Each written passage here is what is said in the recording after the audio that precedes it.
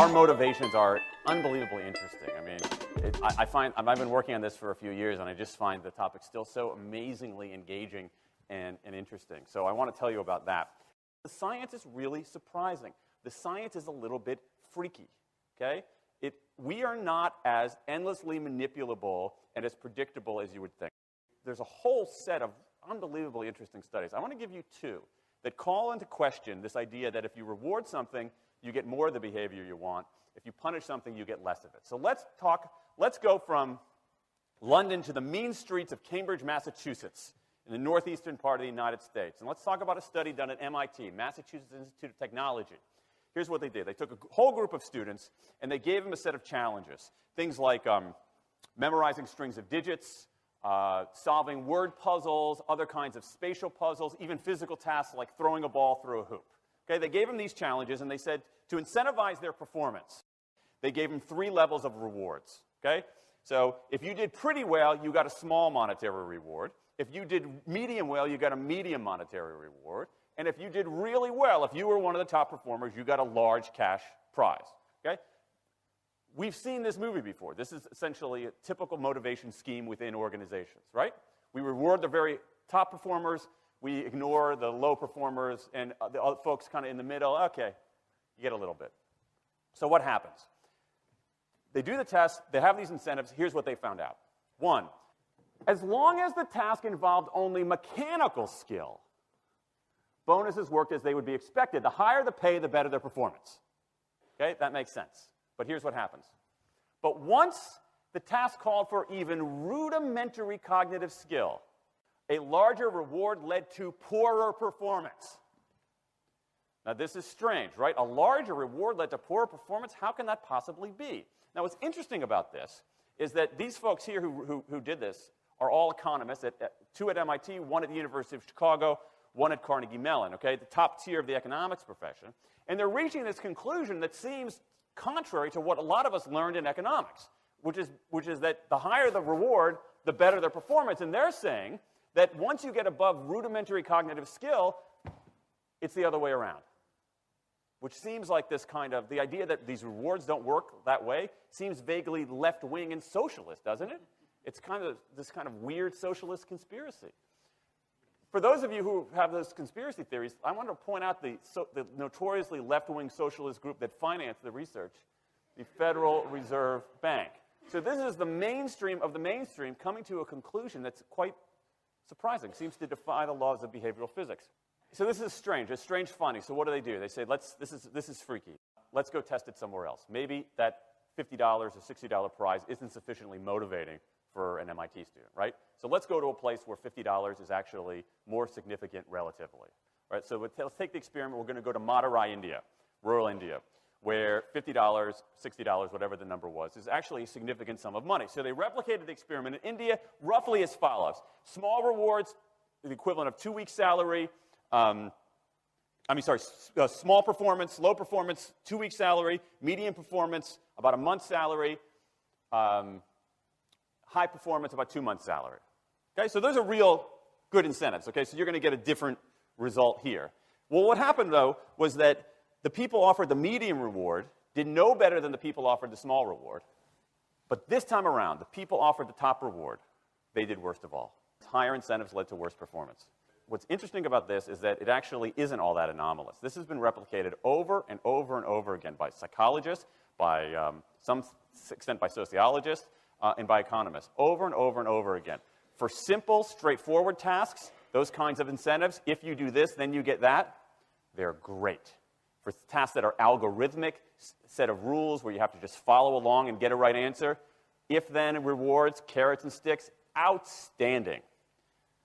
But when the task gets more complicated, when it requires some conceptual, creative thinking, those kinds of motivators demonstrably don't work. In fact, money is a motivator at work, but in a slightly strange way. If you don't pay people enough, they won't be motivated. What's curious about, there's another paradox here, which is that the best use of money as a motivator is to pay people enough to take the issue of money off the table. Pay people enough so that they're not thinking about money and they're thinking about the work. Now, once you do that, it turns out there are 3 factors that the science shows lead to better performance, not to mention personal satisfaction. Autonomy, mastery, and purpose. Autonomy is our desire to be self-directed, to direct our own lives. Now, in many ways, traditional notions of management run afoul of that. Management is great if you want compliance, but if you want engagement, which is what we want in the workforce today as people are doing more complicated, sophisticated things, self-direction is better. Let me give you some examples of this, of almost radical forms of self-direction in the workplace that lead to good results. Let's start with this company right here, Atlassian, an Australian company. It's a software company, and they do something really cool. Once a quarter on a Thursday afternoon, they say to their developers, for the next 24 hours, you can work on anything you want. You can work on it the way you want. You can work on it with whomever you want. All we ask is that you show the results to the company at the end of those 24 hours in this fun kind of meeting, not a star chamber session, but this fun meeting with beer and cake and fun and other things like that. It turns out that that one day of pure, undiluted autonomy has led to a whole array of fixes for existing software, a whole array of ideas for new products that otherwise had never emerged. One day. Now, this is not an if-then incentive. This is not the sort of thing that I would have done 3 years ago before I knew this research. I would have said, you want people to be creative and innovative? Give them a freaking innovation bonus. If you can do something cool, I'll give you $2,500. They're not doing this at all. They're essentially saying, you probably want to do something interesting. Let me just get out of your way. One day of autonomy produces things that had never emerged. Okay, let's talk about mastery. Mastery is our urge to get better at stuff. We like to get better at stuff. This is why people play musical instruments on the weekend. You got all these people who are acting in ways that seem irrational economically. They play musical instruments on weekends. Why? It's not going to get them a mate. It's not going to make them any money. Why are they doing it? Because it's fun, because you get better at it, and that's satisfying. Go back in time a little bit. I imagine this if I went to my first economics professor, a woman named Mary Alice Schulman, and I went to her in 1983 and said, Professor Schulman, can I talk to you after class for a moment? Yeah. I got this inkling. I got this idea for a business model. I just want to run it past you. Here's how it would work. You get a bunch of people around the world who are doing highly skilled work, but they're willing to do it for free and volunteer their time, 20, sometimes 30 hours a week. Okay, she's looking at you somewhat skeptically there. Oh, but I'm not done. And then what they create, they give it away rather than sell it. It's going to be huge. I mean, she truly would have thought I was insane. Okay, it seemed to fly in the face of so many things. But what do you have? You have Linux powering 1 out of 4 corporate servers in Fortune 500 companies, Apache powering more than the majority of web servers, Wikipedia. What's going on? Why are people doing this? Why are these people, many of whom are technically sophisticated, highly skilled people who have jobs? Okay, they have jobs. They're working at jobs for pay, doing sophisticated technological work. And yet, during their limited discretionary time, they do equally, if not more, technically sophisticated work, not for their employer, but for someone else for free. That's a strange economic behavior. Economists who look into it, why are they doing this? It's overwhelmingly clear. Challenge and mastery, along with making a contribution. That's it. What you see more and more is a rise of what you might call the purpose motive, is that more and more organizations want to have some kind of transcendent purpose, partly because it makes coming to work better, partly because that's the way to get better talent. And what we're seeing now is, in some ways, when the profit motive becomes unmoored from the purpose motive, bad things happen. Bad things ethically sometimes, but also bad things just like not good stuff, like crappy products, like lame services, like uninspiring places to work. That when the profit motive is paramount, or when it becomes completely unhitched from the purpose motive, it's just, people don't do great things.